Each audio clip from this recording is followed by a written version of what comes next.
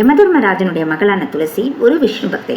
அவங்க ஒரு நாள் பூஜை பண்ணிட்டு வரும்போது ஆற்றோட அந்த கரையில தியானம் பண்ணிக்கிட்டு இருக்க விநாயக பெருமானை பாக்குறாங்க. அவர் மேல மையல் கொண்டு அவர்கிட்ட போய் நான் உங்களை திருமணம் செஞ்சுக்க விரும்புறேன்னு சொல்றாங்க. ஆனா அதுக்கு அவர் மறுப்பு தெரிவிச்சு நான் பிரம்மச்சாரி விரதம் இருக்கேன், என்னோட தாய் தந்தைக்கு தான் சேவை செய்யணும்னு சொல்றாரு.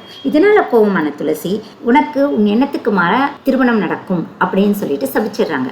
இதனால கோபம் வந்த விநாயக பெருமான், என்ன நீ சபிச்சல, நானும் உனக்கு சாபம் தரேன், நீ இந்த ஜென்மத்துல ஒரு அரக்கனை தான் கல்யாணம் பண்ணிப்ப, அடுத்த ஜென்மத்துல ஒரு செடியா பிறப்ப அப்படின்னு சொல்றாரு. இதனால மனம் கலங்கின துளசி அவர்கிட்ட மன்னிப்பு கேட்கிறாங்க. மனம் இறங்கிய விநாயக பெருமான், செடியா பிறந்தாலும் புனிதமான ஒரு செடியாக பிறப்ப, எல்லாருடைய பூஜை அறையையும் அலங்கரிப்ப அப்படின்னு சொல்றாரு. ஆனா என்கிட்ட இருந்து என்னைக்குமே நீ விலகிதான் இருப்ப அப்படின்னு சொல்றாரு. அதற்கு பிறகு துளசிக்கு ஜலந்தரன்ற அரக்கனோட திருமணம் ஆகுது. அவனை சிவபெருமான் அழிக்கிறாரு.